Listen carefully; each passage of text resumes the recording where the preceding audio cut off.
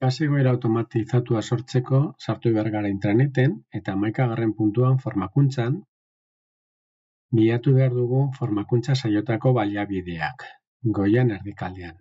Hemen aurkitu dezakezue bideo hau eta baita ere jatorrizko artxiboa.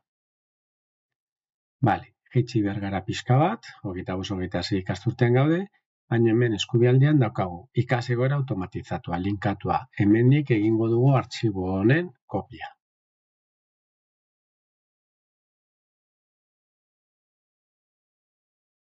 Bale, hementxe daukagu jatorrizko dokumentua, Roberto Pastorrek sortutakoa.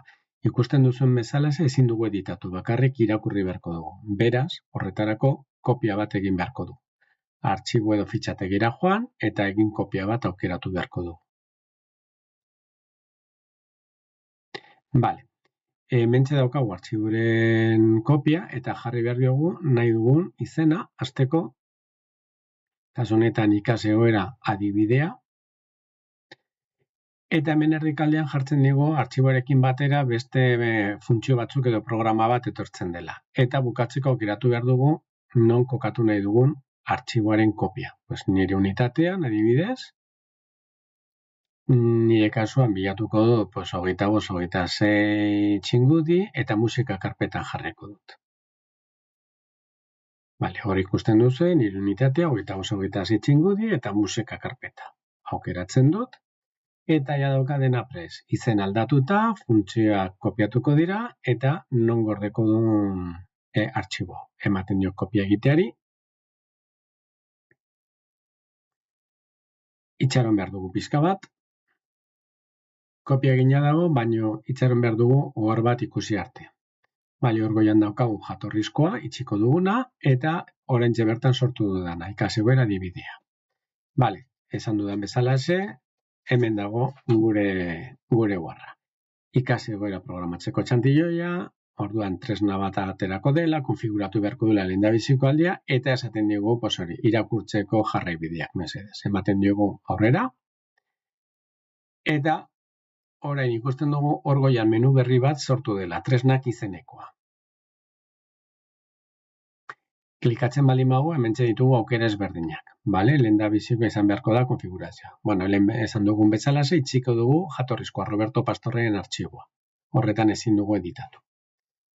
Bale, hementxe daukagu ja gure dokumentua. Dauka sarrera jarri dugun izena, ikasgeroa, sarrera bat, argidi batzuk, non irakurri beharko dugu, eta, hemen esaten duen bezalaxe, dokumenta automatizatuta dagoela, eta gauza pilo bat automatikoki sortzen direla. Orduan, zer sortuko dira? Horri ezberdina, sarrera eta argibidea, datu orokorrak, ikasgeroa, eta bar. Bale. Orduan, poliki, gomendatzen dizuet irakurtzea, baina, hurrengo bideotan ikusiko dugu nola funtzionatzen duen hau guztia. Bale, orduan, konfiguratu beharko dugu lehendabiziko erabilera. Klikatzen dugu tresna berri horretan, eta ematen dugu lehenengo erabilera hasi lanean, botoi horri.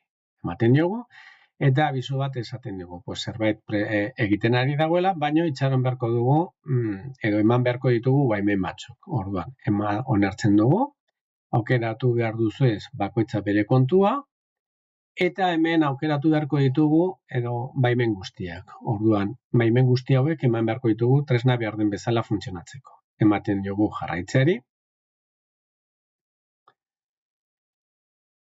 Eta ez egin ezerrez, bi ohar agertu beharko dira. Hemen jartzen duen bezalaxe, ez itxi mesedez ohar hau. Prozesua bukatuta dagoela abisatu arte. Orduan, itxaron beharko dugu, eta jazta iritsi da berehala bigarren oharra.